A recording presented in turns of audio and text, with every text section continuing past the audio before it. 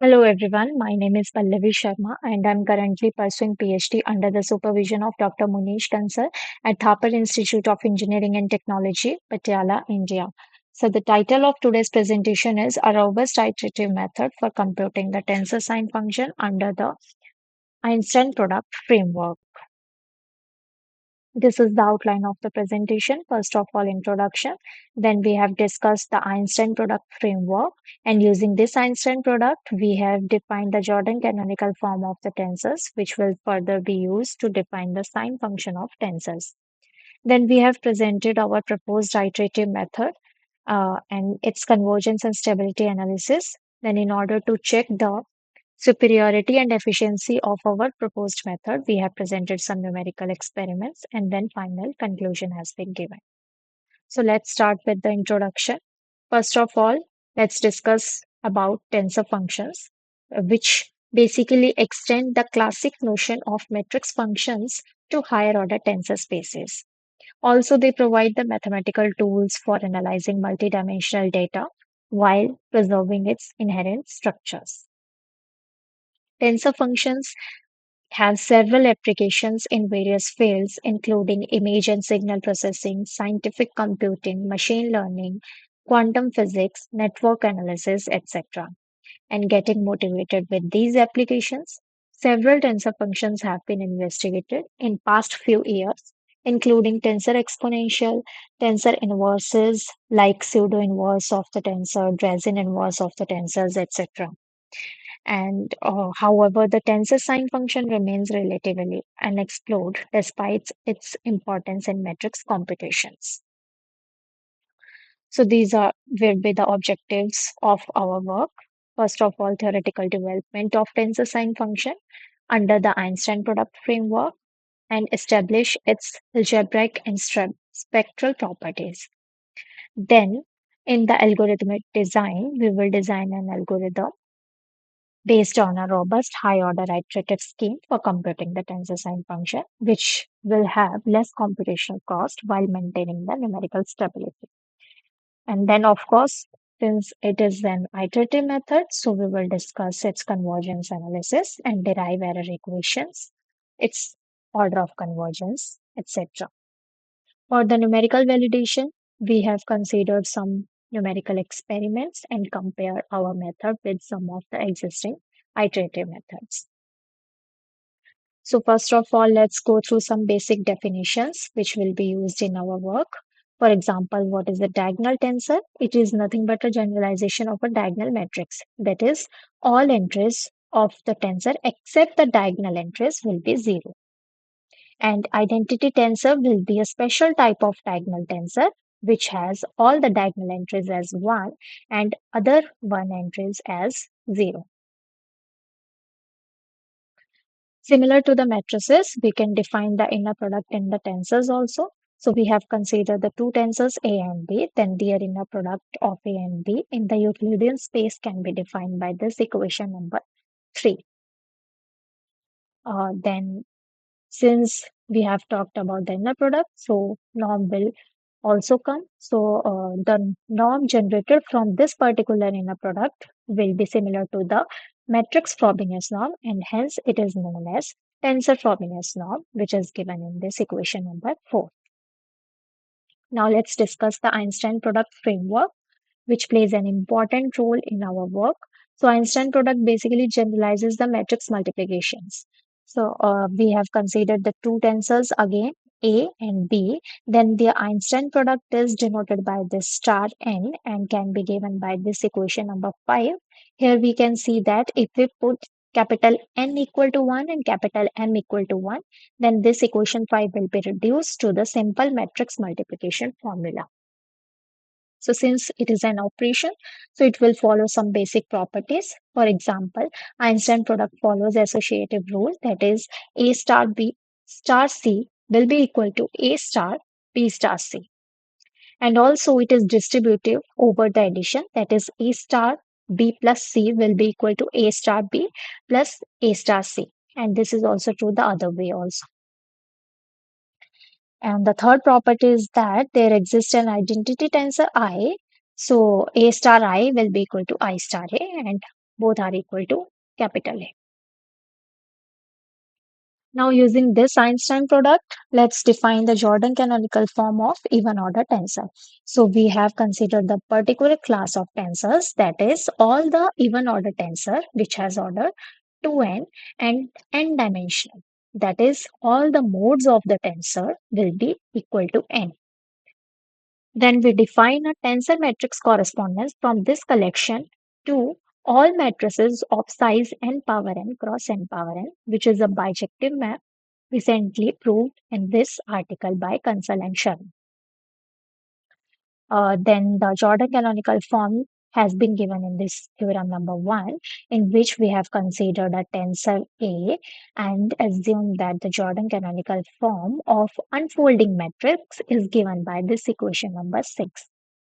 Then using the inverse map phi inverse, we can obtain the Jordan canonical form of the tensor given in this equation number 7.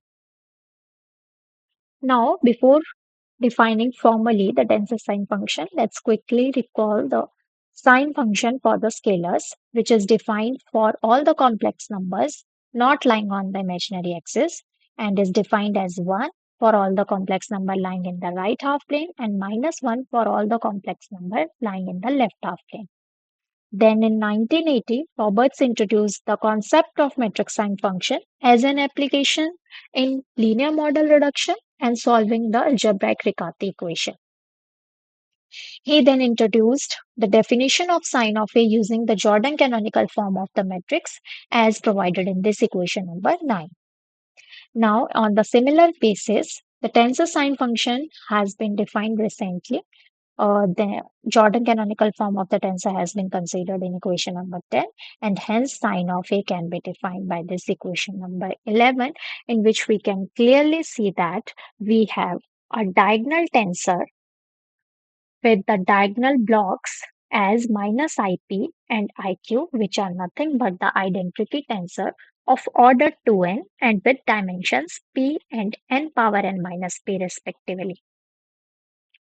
Now, the tensor sign function possesses several important algebraic and spectral properties similar to that metric sign function, which are useful in both theoretical analysis and algorithm design. So, let's discuss few of them. One of them is that if we square the sign function of a tensor, then we will get the identity tensor. That is, we can say that sign function obtained will be involutory tensor. And since it is involutory tensor, so it will be having all the eigenvalues as plus minus 1. And similar to the matrix case, the tensor sign function also commutes with the tensor A itself. And the last property that we have discussed here is that if all the entries of a tensor are real, then its correspondingly calculated sign of A will also be real. Now, computing the tensor sign function analytically or using other methods will be computationally expensive. So we have to move towards the iterative methods. So there are few iterative methods present in the literature that are used to compute the tensor sign function. One of them is the well-known method, Newton's method, that has been recently extended to the tensor version to compute the tensor sign function. This method is provided in this equation number 12. The other method is covariant method, which was initially introduced in 1970 for computing the metric sign, but recently it has been also extended to the tensor form, which requires the square of a tensor. And recently, Irfani Far and Hajarian also developed a third order iterative method for computing the tensor sign function given in equation number 14. Now, getting motivated by these methods, we finally present our proposed method for computing the tensor sign function and has been given in this equation number 15. So, Z naught will be the initial guess that we will discuss later. And the main features of our this proposed method is its robust behavior, higher order convergence, and suitable for large scale tensors. So since it is an iterative method, so we must discuss its convergence characteristics. So let's discuss its convergence analysis. We have presented this theorem too, which states that if we consider again a tensor of order 2n with dimension n having no eigenvalue on imaginary axis and initial guess as z naught equal to alpha a, where alpha equal to 1 by norm of a square, then the tensor sequence generated from our proposed method 15 converges to sine of a. In order to prove this theorem, we again consider the Jordan canonical form of A, which can be reformulated as this equation number 16. Here, U is an invertible tensor, obviously. Then we consider the eigenvalues of our given tensor as xi1 up to xi n power n, and hence sine of A can be rewritten as this equation number 17, which again can be reformulated as by equation number 18. Here we obtain the diagonal tensor having diagonal entries as sine of xi L, where L is varies from 1 to n power n. That is, we will be having all the diagonal entries as the eigenvalues of the tensor A. Then we define a new sequence Wm as U inverse Zm U, and we will prove the convergence of Wm instead of Zm, which eventually gives the convergence of Zm also. So we have considered the initial guess as U inverse AU, and we since the proposed method is of this form, so we can write Wm plus 1 L also in this form. Now we consider the first case, that is, we will suppose that this W naught is a diagonal and hence all the successive Wi's will also be diagonal tensors. So in that case, we can write as diagonal entries in the scalar form. So we write this expression 20 as n power n separate iteration. That is, I varies from 1 to n power n.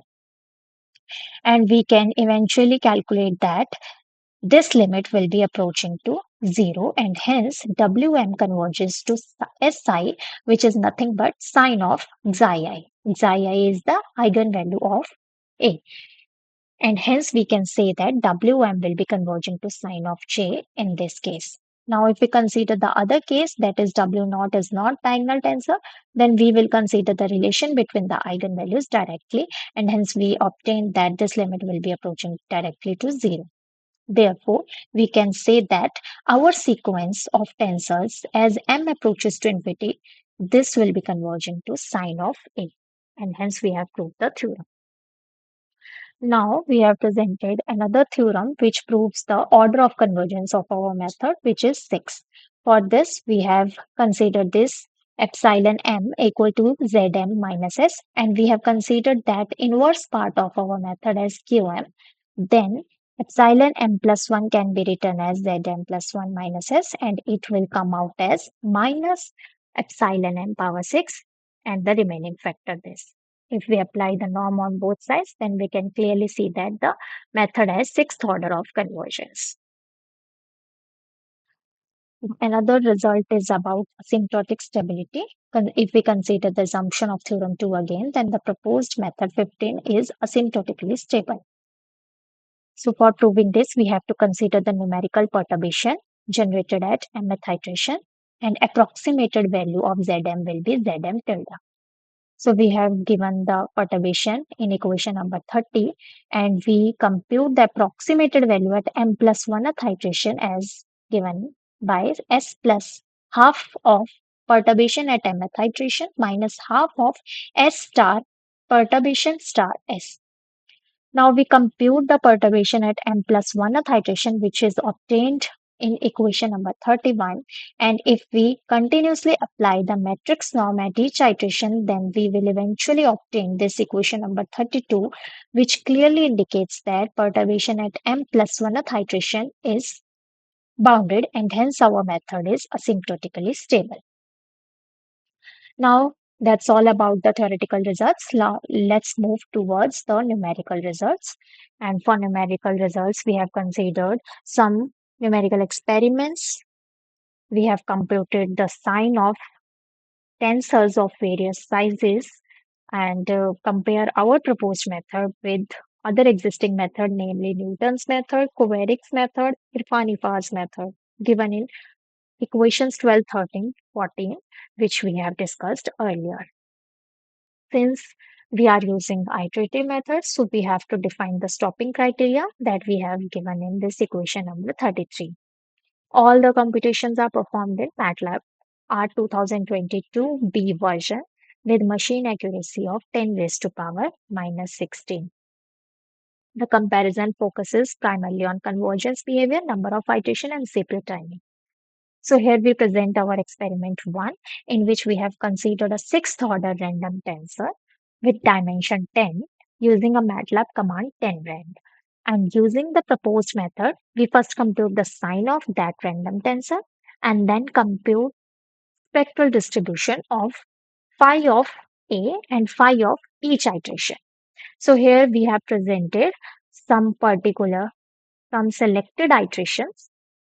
We can see that at initial stage, the eigenvalues are scattered all around, but as the iterations proceed, here we can see this is Z6, that means at sixth iterations, the eigenvalues are converging towards minus 1 and 1.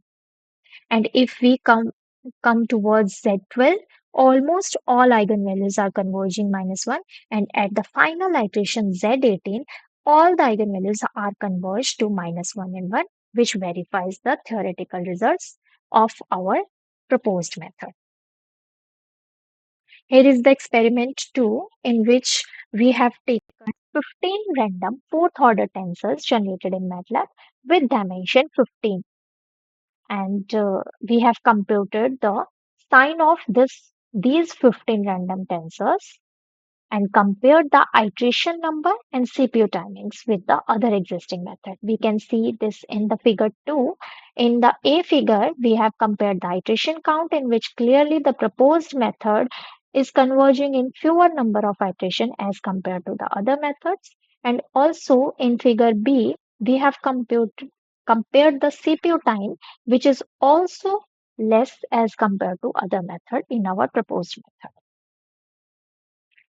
So, in the final conclusion, we can say that we have introduced the Einstein product framework for tensor sign function, and its Jordan canonical form has been discussed.